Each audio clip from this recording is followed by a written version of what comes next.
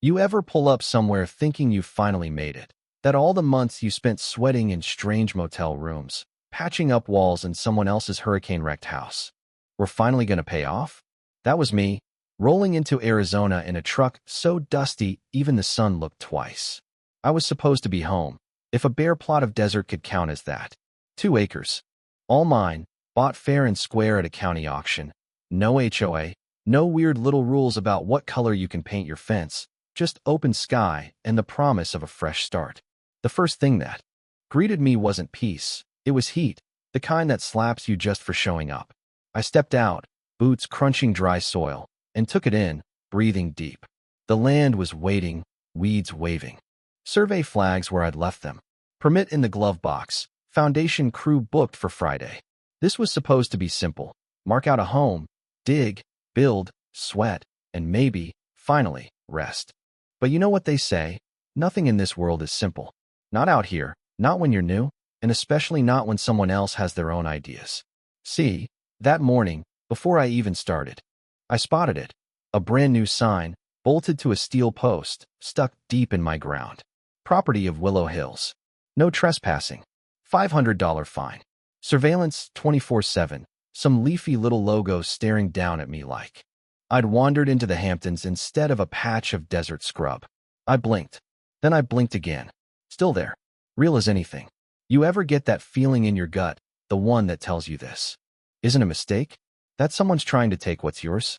I circled the sign, checked the base. Concrete still fresh, dust flaking, chain padlocked to a fake security placard. I had my deed. My survey, digital and hard copy. This was my land, not some forgotten corner of a park. No one was going to gaslight me out of it. I snapped photos, every angle, every little detail. Then did what any stubborn man does when he's been challenged on his own dirt. I yanked that sign out. Took effort, 2 feet of lazy rebar and half-set concrete. But I got it loose, dumped it in my truck, and just stood there, staring at the hole it left behind. You want to believe the best in people. But that old post-disaster instinct, the one that learned to spot a scam a mile off, that kicked in hard. I wasn't backing down. I went straight to the yard and ordered concrete and gravel, ready to break ground for real. That night, I sat in my rental, every paper laid out, deed, survey, auction receipt. I checked and double-checked. My lot wasn't inside Willow Hills. It never had been. No weird loophole, no oops in the records, nothing. So why was someone acting like it was? The next morning, I showed up at dawn, ready to work and, if I had to, ready to fight.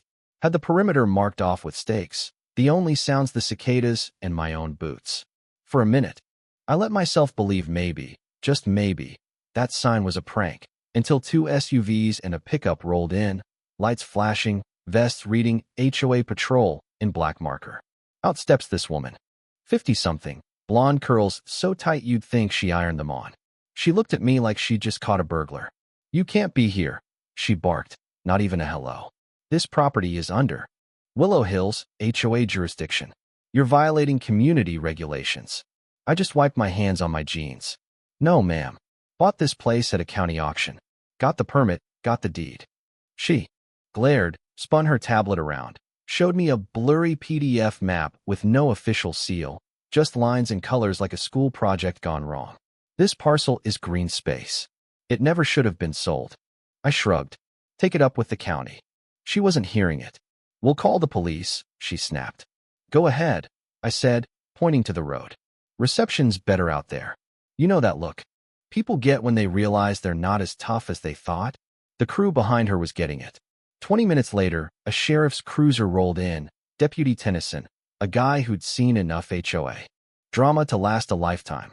He checked my documents, nodded slow, then turned to Karen, the HOA queen herself. "His paperwork's clean. This isn't your land." Karen's jaw nearly unhinged. "Our board voted to extend coverage." Tennyson cut her off. "Ma'am, you can't just vote to take someone's land." She pointed at the sign in my truck. "That's vandalism."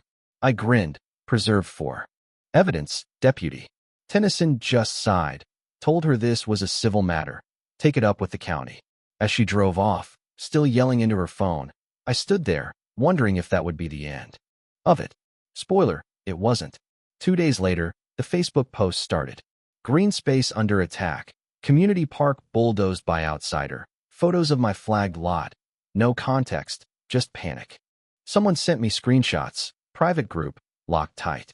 Karen herself posted a fake letter, City of Tucson watermark and all, saying my parcel was under review and all work should stop.